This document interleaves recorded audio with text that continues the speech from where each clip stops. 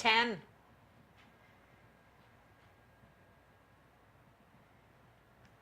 5.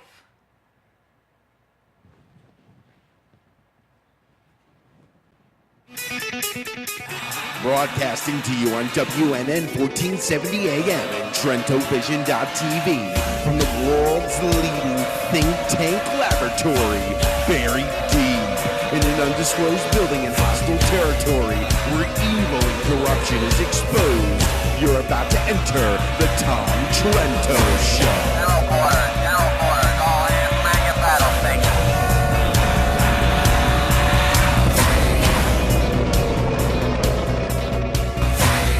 Tom Trento heads United West, a group that says it defends Western civilization against the onslaught of Islam. Is that really what the United West does? Is that really what Tom Trento does? Does he defend Western civilization against the onslaught of Islam? That sounds like a really big job. 8 days a week he does it. 8 days a week, except not today. Oh, he's Not doing today it today. here He's at just this- not doing it here. Not today here at the secret underground bunker location that passes for our studio. Tom Trento is off somewhere on a secret mission with J. Mark Campbell. And substituting for Tom Trento today is me, CJ. Thank you for joining us. Thank you for listening to TrentoVision and watching TrentoVision. We are broadcasting to you live from Boca Raton, Florida on WNN 1470 AM radio, where you can hear us all the way from Miami to Orlando. You can download WWNN with your iHeartRadio app and listen to us anywhere in the world on your smartphone or other smart device. We encourage you to do that. And you can watch us on TrentoVision.tv, on the teapartycommunity.com, hi Tea Party Community, on Bare Naked Islam. If you are listening to us in the car or at work or in the kitchen while you're making supper and you want to see the show later tonight or in the middle of the night when you can't sleep, you can go to youtube.com/theunitedwest and just click on any one of the archived shows that we have up on the site over there and watch to your heart's content. Also, another site that we like to watch and pay attention to is BizPac Review. Really, really good political and economic news in the state of Florida and covering the whole world. Also, we like WatchdogWire.com, headed by, in Florida, our good friend Dr. Rich Swire. And do we have any other favorite likes? We like a lot of people. We and like a lot of We just people. can't name them all. We just can't name them all. But we do like Pamela Geller from Atlas Shrugs. And we do like Robert Spencer from Jihad Watch. And we do like Front Page Magazine. And one of our favorite people who we like to read and speak with, My favorite.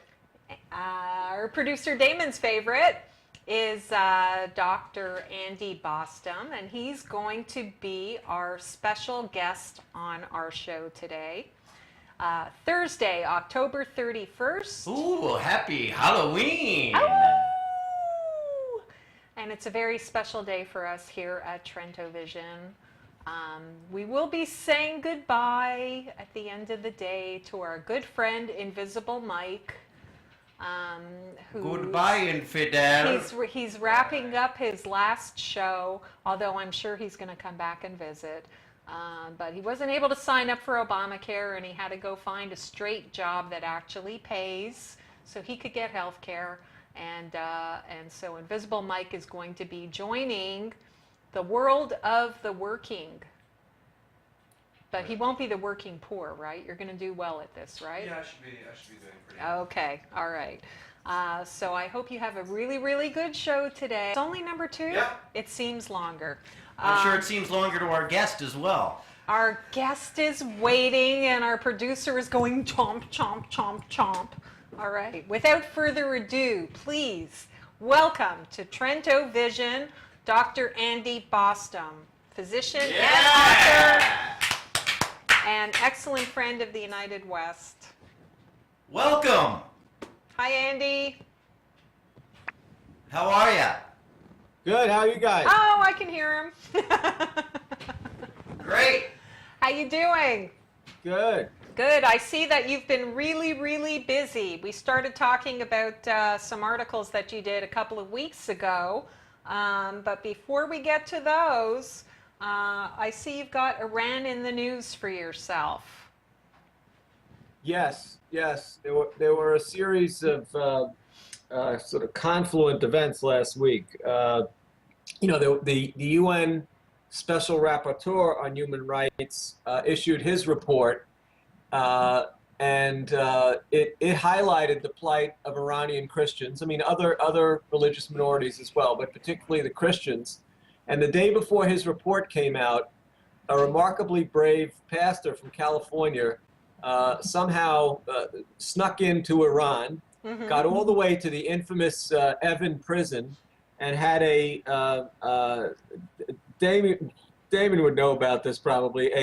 An app, I think, on his cell phone, which allowed him to convert it into a loudspeaker, and he was singing in Farsi, "Let my people go," about 4 particular Christians that were imprisoned in this infamous facility. Tell us real quick and then of course the again, that was the day before this special rapporteur's report came out. And then on Wednesday, a really disturbing report was issued by Christian Solidarity International, which talked about how 4 other Christians in Iran, and essentially all these folks are converts from Islam to Christianity. So these men were charged with drinking alcohol, but during a communion service. And they were sentenced to 80 lashes for this alleged offense. And also they were accused of having, Allah forbid, a receiver and a satellite antenna. Now, those were their alleged crimes for which they were now to receive, in particular, because it's a violation of the Sharia, the 80 lashes. And Christian Solidarity reported this, and the head of Christian Solidarity International was outraged and said that effectively Iran was criminalizing the Christian sacrament, and that this was a gross violation of human rights. But what I noticed, and what really was the stimulus for me to write my piece, was that even in the reporting, that was good reporting, good basic reporting from Fox News and National Review, no mention was made of why this kind of persecution was sanctioned by the Iranian government. I mean, after all, Iran is a Shiite theocracy, a Shiite Sharia state, and it wasn't really by the way, the special rapporteur for the UN on Iran was himself a Muslim. And he had included this line because the Iranian government wrote a response to his report. He says, the Iranian government states that its constitution recognizes only Zoroastrianism, Christianity, and Judaism as minority religions, and that adherents to those religions are entitled to manifest their beliefs, quote, within the limits of the law, unquote, which is governed by Islamic Sharia. So that was wait. He didn't elaborate any further, and of course, it was a little odd that of all the religious minorities that were not in his report by this Muslim rapporteur, there was no mention of the roughly now, I think, 9,000 Jews left in Iran who suffer, as you can imagine, significant persecution. But be that as it may, he did mention, this is his allusion to the fact that, you know, this kind of persecution really is sanctioned by the Sharia. But this was not mentioned in review of how when Iran became a Shiite theocracy in 1502 under Shah Ismail, through the period really leading until the Pahlavi revolution takes place in 1925, Iran was a Shiite theocracy. And this kind of persecution was in fact the law. The non-Muslims were governed by the Sharia, which severely restricted their religious freedoms as we know them in the West. And also the Shiites take more literally a verse in the Quran, Quran 9:28, which talks about the impurity of the infidel. The Shiites take this much more literally than the Sunnis and wind up imposing a whole series of really, to a Westerner, they sound very bizarre. I have one, Andy. These regulations about impurity, physical impurity of the infidel, including things like infidels are not supposed to go out in the rain because their impurity can wash off onto Muslims. Andy, can I read one of the quotes? Documented cases of Muslims engaging in brutal behavior against infidels caught out in the rain, beating them sometimes to death.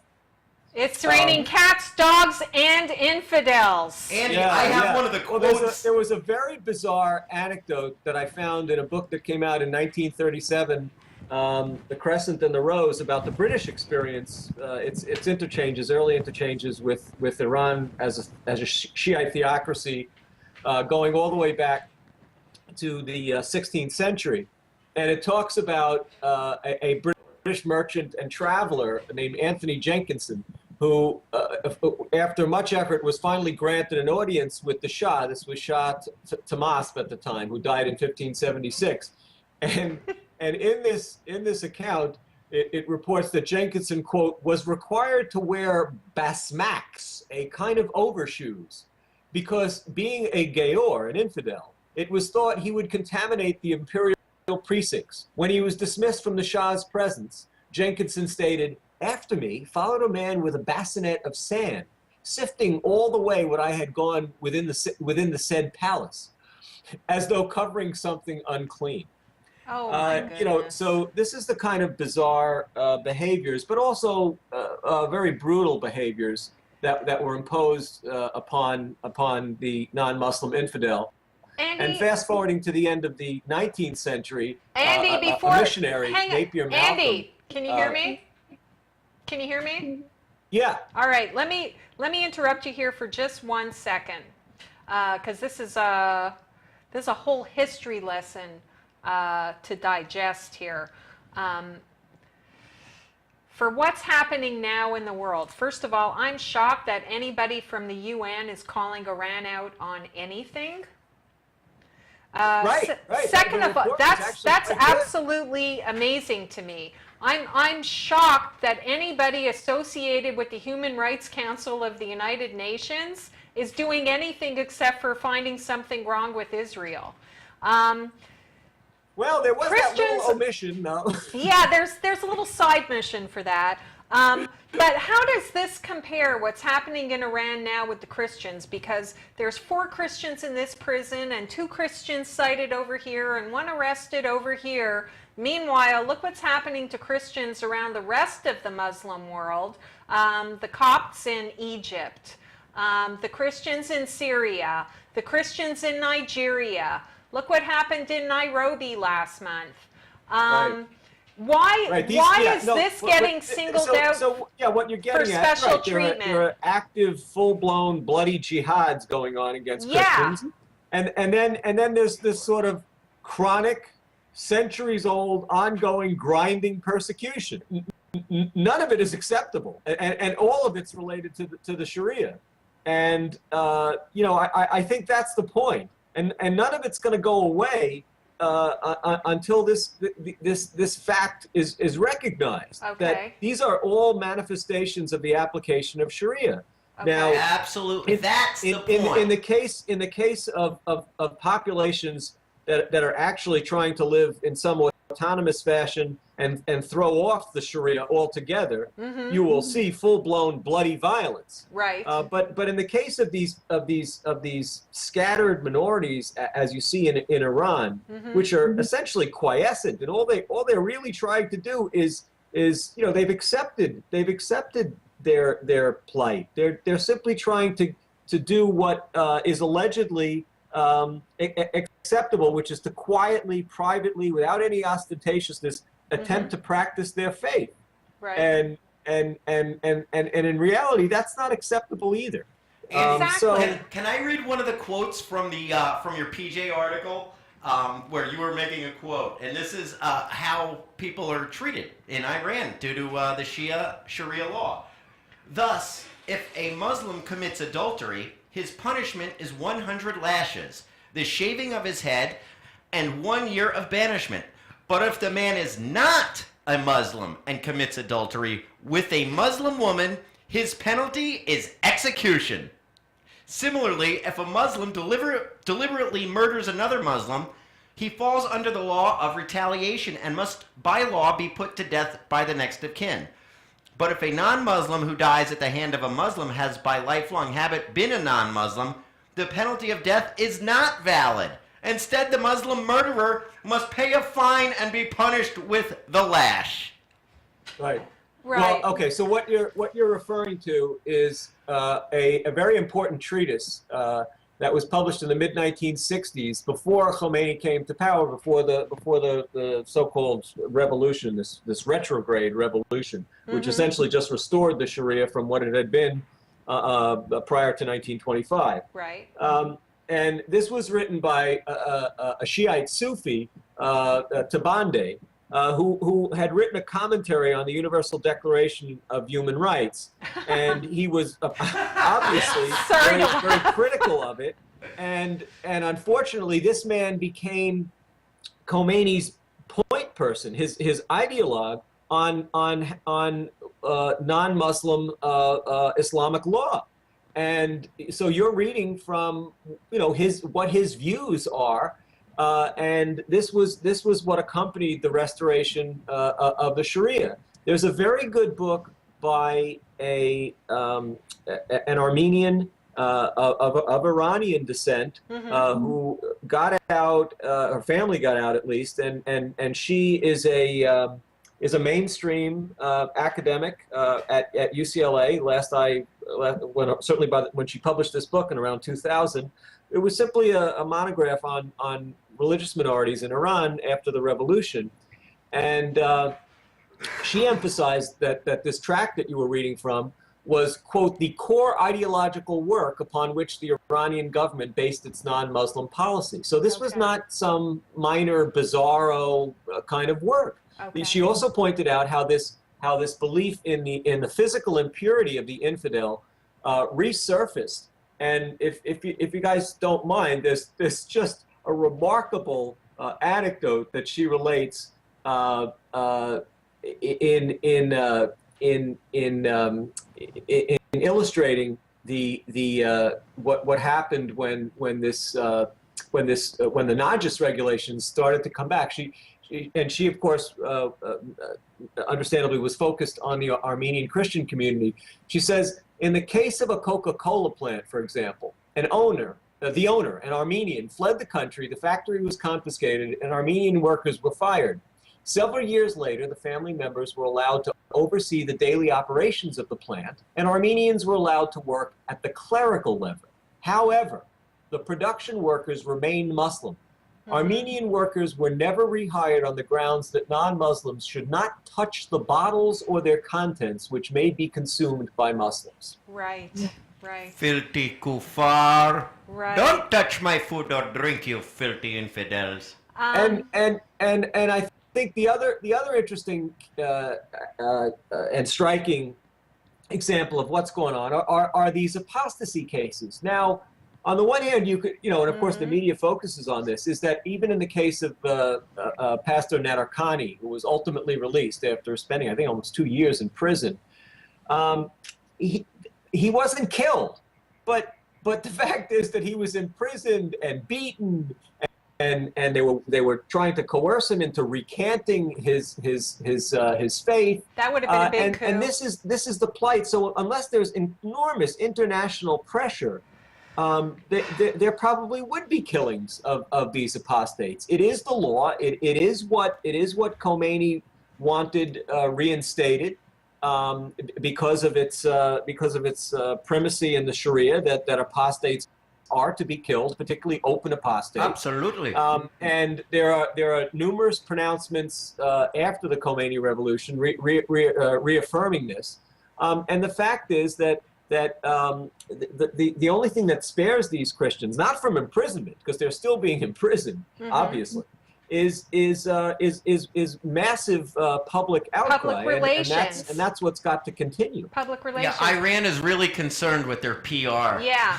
Andy, Well, you know, and then the other bizarre thing that happened is that Nader Khani's lawyer is in prison. He's still in prison, in Evin prison, and he's suffering, and his family thinks that he's been beaten to the point where they've made him brain damaged and demented. And he's still languishing in prison. And what was his crime? His crime was that he defending defended the Christian. Apparently. Yeah. Andy, let me ask you this. One thing you brought up early on is the Shia Sharia aspect of the Constitution. You read that quote about religious freedoms in the Constitution as allowed by law, which is based on the Sharia. When we were in Iraq, that's essentially what he's summarizing what the law says. Right. Well, here's what I want to get to. When we were in Iraq, before we left Iraq, we actually helped the Iraqi government write their constitution. Their constitution is based on Sharia. The constitution in Egypt, whether it's Morsi's or the one that's coming next, is based on Sharia, no matter what it is that they talk about, no matter what economic freedoms they talk about or human rights or anything else. When it comes down to fundamentally is, you cannot have a constitution that is based on Sharia. Well, in the case of Iran, it's a very, very, and Saudi Arabia, and I believe Mauritania is like this. There's really no influence of non-Muslim systems of law. Iran obviously had a tremendous secular influence during the Pahlavi period. Egypt had secular influences from the British colonial period. Egypt, we don't know what's going to evolve with the new constitution, but it's not looking very good. I've been trying to follow the discussions, and you know, they're still talking about Sharia being the main source of the law. Now, there's some, you know, there is some nuance to that. It's not the only source of the law. Right. Well, but it's what not does going it to matter? clear up the basic problem for non-Muslim What does it minorities. matter? And in Egypt, we're talking specifically about the Copts. And the only solution in Egypt, which would move the country forward, and has been where they've been stalled since the 1923 Constitution, is that they have to reach a secular consensus that would allow the secular Muslims and certainly the Copts to be free of all the Sharia constraints, including freedom of conscience and freedom of expression. Andy, and that has never been resolved. Andy, my question... even with more secular influence than you'll see in a place like Iran or certainly Saudi Arabia. Andy, let me follow this up a little bit here, because what you're referring to, it makes it sound like, to people who don't really know what Sharia is, and we hear a lot about it now in the United States when we're trying to pass American laws for American courts at the state level. People don't understand the impact that it has. But this is not something that only impacts non-Muslims. Sharia is not good for Muslims either. Of course not. That's why people who are either passionately secular or secular leaning private faith kind of Muslims in Egypt are very, very upset. But again, we have to realize, without, you can't be, sugarcoat any of this. Those kinds of individuals appear to be clearly in the minority. I don't care if 25 million people are in the streets opposing Morsi.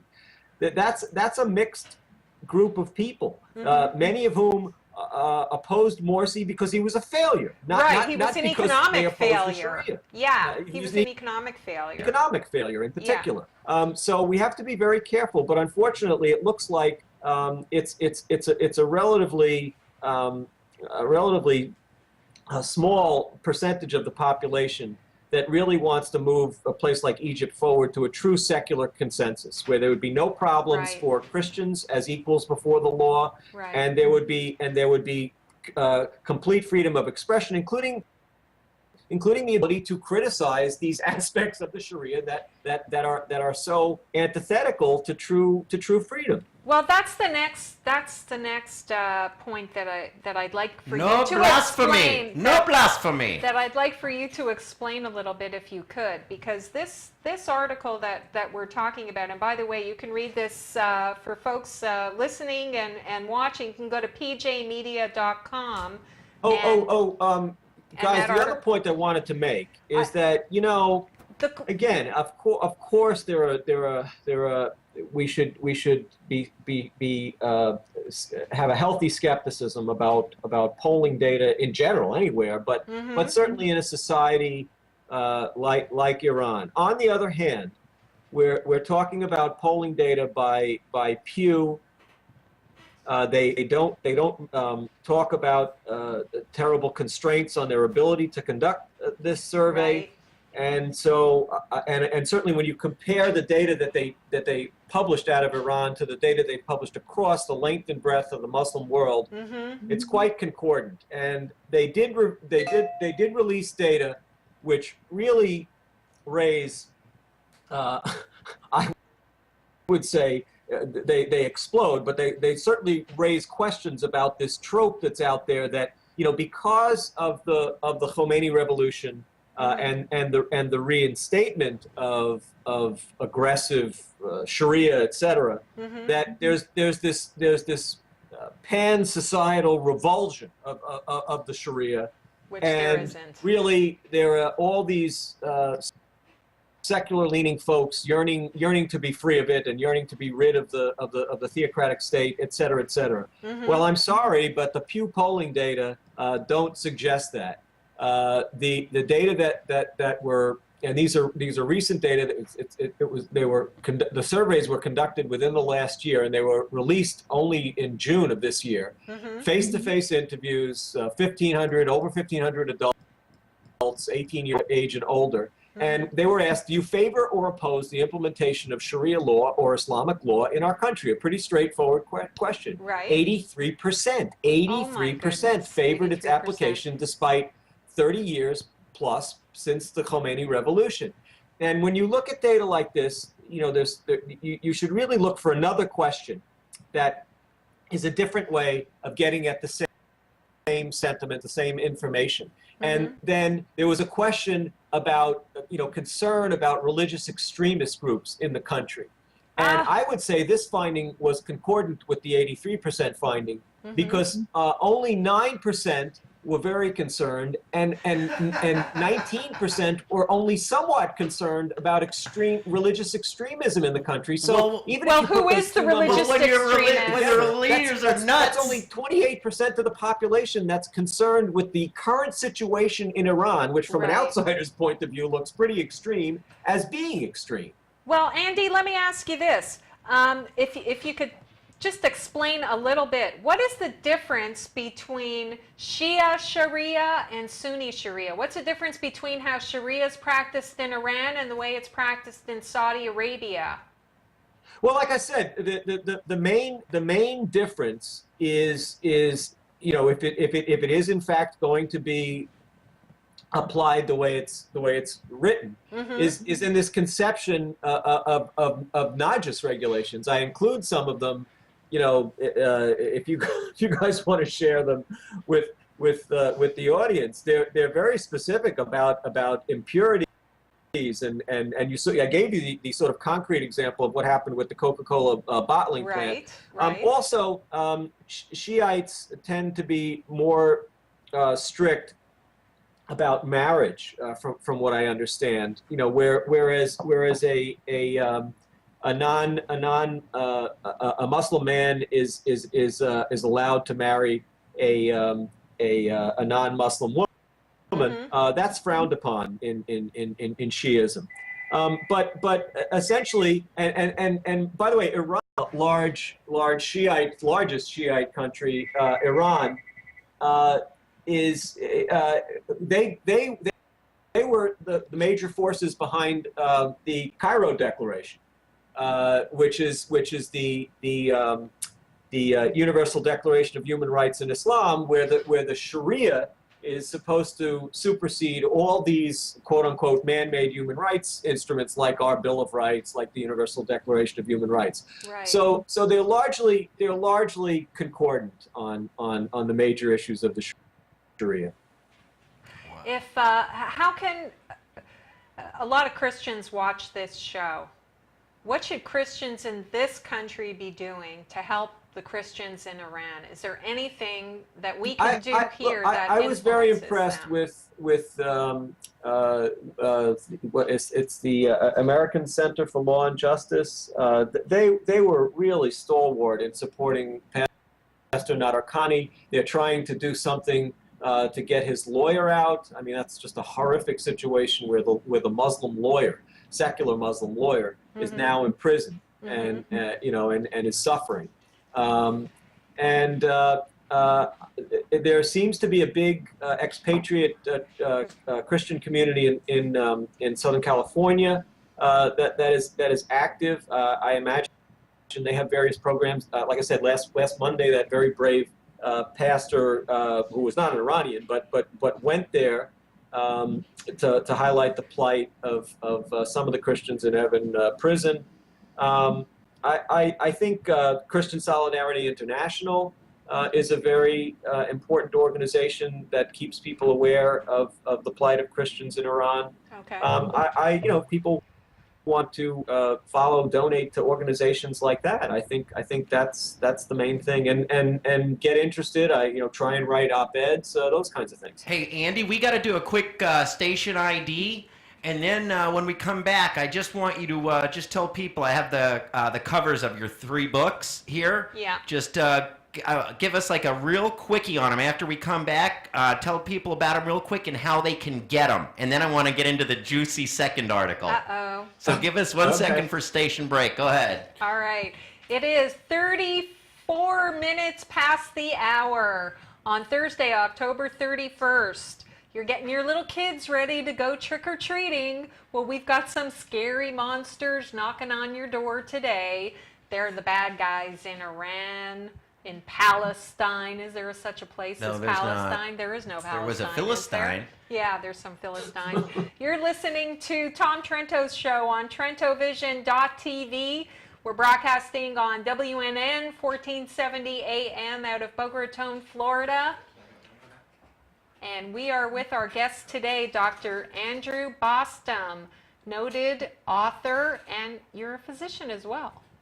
But tell us about your books, Andy. Yep. I have up the legacy of Islamic anti-Semitism. Tell us about it in 15 seconds. He can't tell you okay. anything. Tell us about it in 30 seconds. It's a compendium of Islamic sources, the main texts of Islam, which tries to explain to readers what the main anti-Semitic materials are, themes are in the Quran, in the Hadith, in the biographies of Muhammad, and then basically demonstrate at great length how these themes have been applied across space and time into the current era, and also to explode this canard that somehow anti-Semitism in Islam was imported from jihad. Well, that's going to be what we cover in the second half of the show, which I'm eagerly awaiting. Second book I have here is The Legacy of Jihad, Islamic Holy War in the Face of Non-Muslims. Real quick.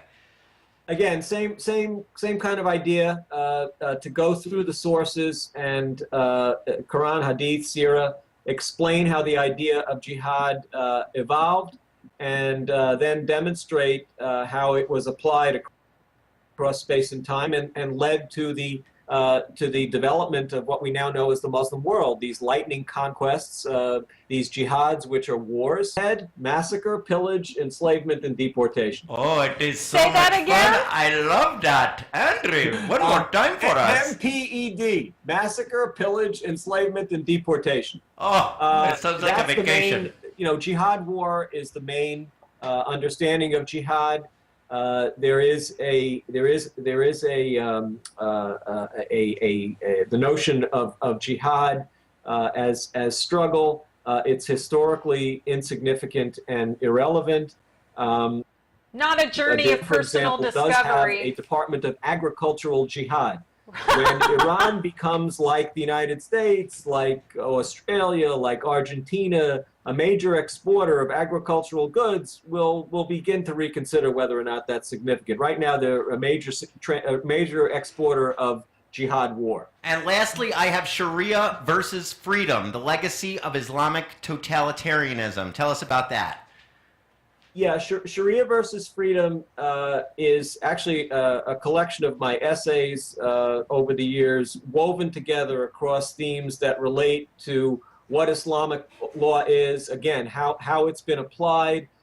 And the last section of the book in particular deals with the notion that the Sharia and the Islamic system are sort of ancient antecedents of many of modern totalitarian systems, particularly communism. There's tremendous.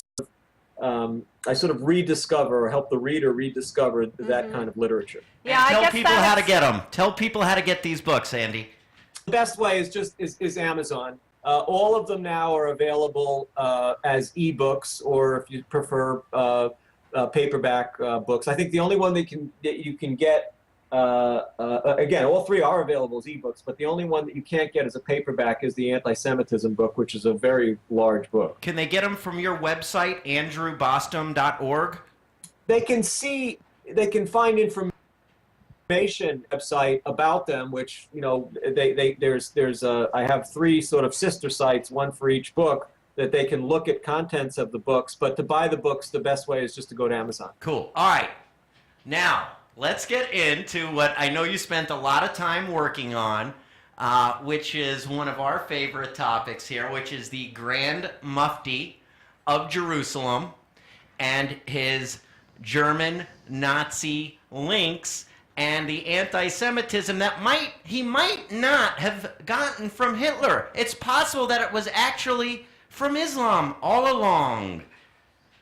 Yeah, well, there was a certain serendipitous occasion. Actually, when Tom was still in Israel, Prime Minister Netanyahu gave a speech on October 6th, and on the one hand, he broke a taboo. You're not supposed to speak about Amin al-Husseini, who is known as the ex-Mufti of Jerusalem, and he really was the godfather in many ways, along with I guess the Hamas antecedent Ben Khalid, after whom the Rackets are named. The two of them were really the godfathers of the Palestinian Muslim movement, and al-Husseini in this speech. Netanyahu does, it's interesting, he does refer to an event in Jaffa in 1921. So think about the timeline here. Mein Kampf isn't even composed, I believe, until 1923, and certainly doesn't become publicly available till the mid-1920s. And Netanyahu is talking about a riot in 1921. There were much bigger riots, actually, in 1920, the so-called Nabi Musa riots, which were fomented by Amin al-Husseini. And he actually was exiled from Palestine. He was pardoned and then brought back in. And so these are killings and incitement that are taking place before there's a Mein Kampf, before there's a Nazi movement, and even going back to 1918, a co-worker in the Jerusalem governorate at the time of al-Husseini recalled how he talked about killing every Zionist in Palestine in 1918. So he had somehow arrived at his mass Jew-killing ideology before there even was a Nazism.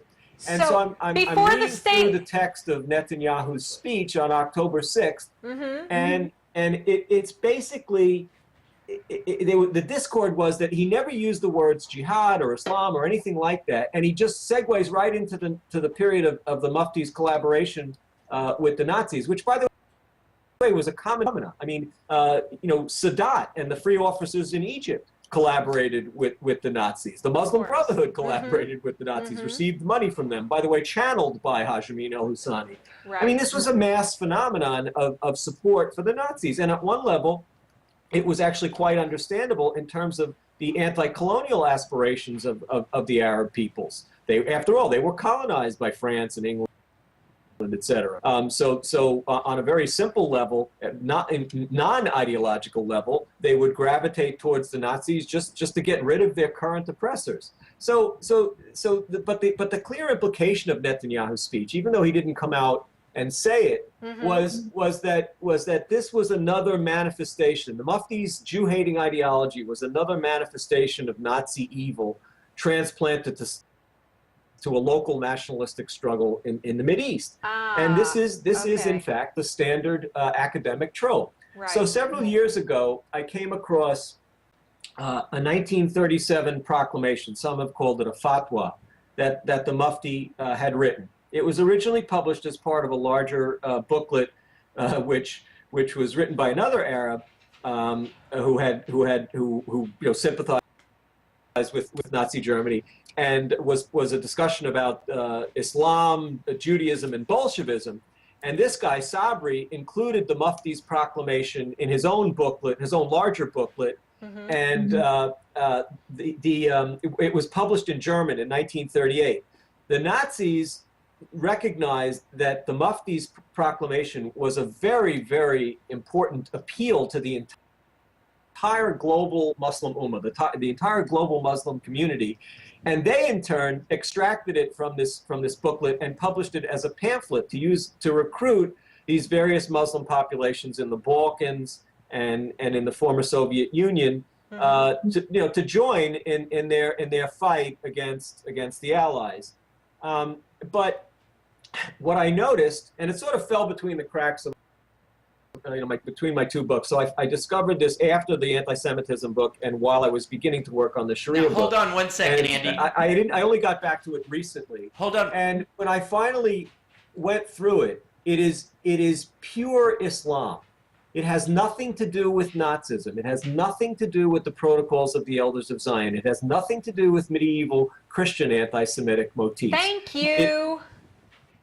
Thank you. Pardon? I have been saying this for years. For months on this show, I have been saying it's Islam, it's Jew hatred. Wherever you see it, it doesn't matter where it is in the world, if it's in the Middle East, if it's in Europe, it doesn't matter. All these people, when it comes down to it, they hate Jews and they want to kill them wherever they are. True. Yes or yes, no? Absolutely. But what was striking even to me is that, because so in the academy, the trope has morphed a little bit. It's a little more sophisticated. That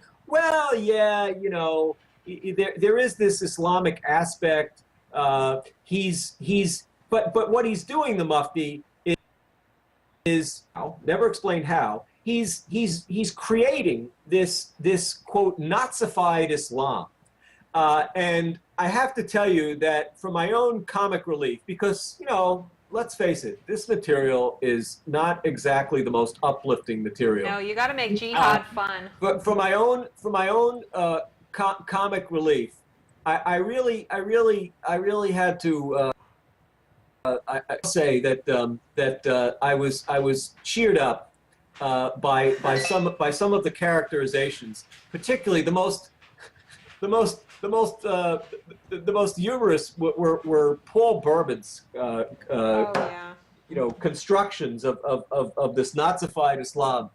So he at one point, because they're always the idea is that he's the Mufti, the the Mufti is guilty blurring Islam and Nazism. And then Berman goes on, he says that the Mufti achieves, quote, a victory of Himmler's Islam. A victory for the Islam of fanaticism and hatred over its arch rival, the Islam of generosity and civilization. And I have to tell you, you know, in this line of work, that to me is comic relief. I mean, it's absurd. It's preposterous. You know, I mean, he goes on. There was another quote along the same lines where he makes the claim, Berman. This is Berman again. How in concocting this NAZIfied Islam, he now moves on to the Nazis themselves, who he claims strove to demonstrate that European and Christian superstitions ought to be what as authentically Middle Eastern and Islamic. What? I mean, what? This is lunacy. What? Because what you get here, because now let's get to what's actually in this 3,250 word proclamation. As I mentioned, there are zero references to anything other than Islam. And what I found is that you could actually tabulate, okay, so what the heck is actually in there? And it turned out that there were 11 direct citations, 11 independent direct citations with quotation, if not whole, in part, from the Quran. There were 2 entire hadith, and there was one nice chunk from the Sirah, from the biographies of Muhammad, by the earliest Muslim biographers like Ibn Ishaq. I mean, that, and then there were allusions to other motifs from these sources, from the Quran, from the Hadith, from the Sirah. That's the entire document. What on earth are these people talking about? I mean, this was a shock to me. It's the same when I actually went through it. And so the bulk discussion is because then the next question becomes, okay, all this stuff's in there. There's nothing from Mein Kampf. There's nothing from the Nazi racist writers. There's nothing from the protocols. There's nothing from the Christian anti-Semitic lore of the Middle Ages, et cetera, et cetera. But did the Mufti fiendishly do something to this Islam? And then, of course, what you find? No, he didn't. There's nothing that he did to it. It is his interpretations are entirely consistent with the great Quranic commentators, with the Muslim legists, and with so much that has been written about the themes in the Hadith and in the biographies of Muhammad by Muslims, and in fact how these motifs have been acted upon in Muslim societies. Going back, I give an example. In Iraq, from the middle of the 9th century, so obviously this has great resonance with Muslims, which is why it's part of a proclamation to the entire Muslim world. But it's irrelevant to non-Muslims. It's just ridiculous. Andy, let me ask you this. You know what this sounds like to me? This sounds like the whole Muslim apology racket. This sounds to me like the same people who want to say that Islam has been hijacked by extremists and that's why we have jihadis who misinterpret their religion. This seems to me, how is this different than that kind of nonsense? You know what, CJ, you're in the end, you're absolutely right. There's just a much more sophisticated academic patina put on this stuff. I mean, in other words, it's too obvious when you go through this kind of material to say, oh, it's Nazism. So you say, well, okay, excuse me, where's the quote from Mein Kampf? Right. Kampf? Can you please from Mein Kampf? Can you please show me the quote from a horrible racist Nazi writer like Johannes von Leers? Can you please show me? Okay, they can't do that. So then it has to be, well, it's a perversion of Islam, and then That's we're what into it that. is. But what's incredible to me as someone who's trying to analyze this the way you would have to do it rationally is, you take it by steps. So you demonstrate nothing from these non-Islamic sources. Then you demonstrate all the Islamic materials that are in Right. the Quran, Hadith, Sirah. And then you have to take the next step, which is, okay, have they been misinterpreted vis-a-vis classical and modern commentators, legists, etc.? No. Exactly. And none of that happens. And then you have to say to yourself, well, wait a minute. Why? This is 19... Why are we all saying that this is how it is? This is 2013. This is 75 years after this fatwa proclamation was written. Why is this the first time that this kind of bread and butter, analysis has even been conducted? And it gets worse because the mainstream academics studying Islam, as the same year that this fatwa came out, 1937, there's a the most brilliant, I think, that analysis of the anti-Semitic motifs in the Hadith, written by a rabbi who became an outstanding scholar of Islam and an academic, published in a major academic mainstream journal of its era, Journal Asiatique in French. I had it translated for the Legacy of Islamic Anti-Semitism. In 1937, George Vida was describing the two main hadith that are That's right.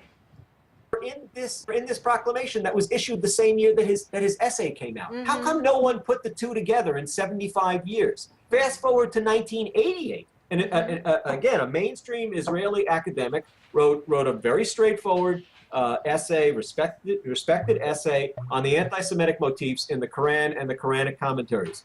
Well, by the way, 1988 is the same year that the Hamas charter came out, which opens, before the preamble, opens with Quran 3:112, which is about the Jews' permanent abasement and humiliation for having killed the prophets and transgressed against the will of Allah.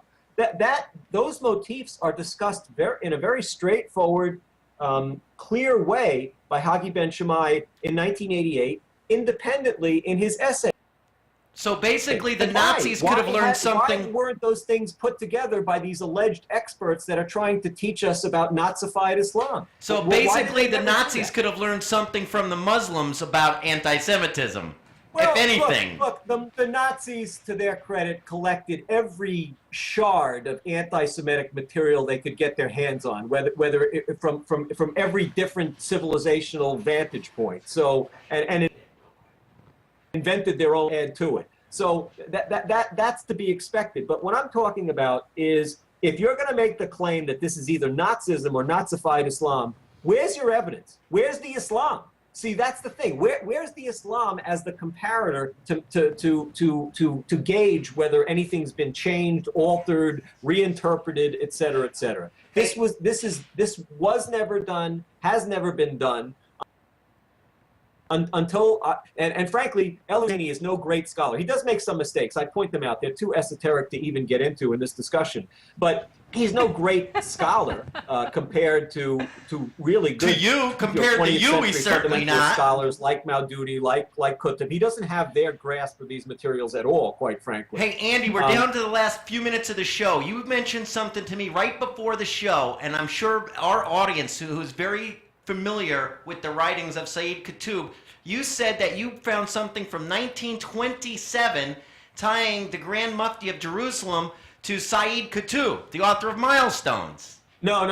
It's Abana. I'm sorry, Hassan al-Banna, the father of the Muslim Brotherhood. Yeah, in 1927, al-Banna, before he actually launched the Muslim Brotherhood, contacted al-Husseini, just wrote to him because he wanted to impress upon him the need for Islamic solidarity, and then as part of a routine exercise, apparently when the Muslim Brotherhood was actually created the next year,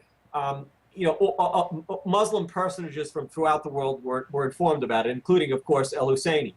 In 1938, 1939, helped funnel money from Nazi Germany to support the Muslim Brotherhood, particularly in its campaign of jihadist propaganda against Palestinian Jewry.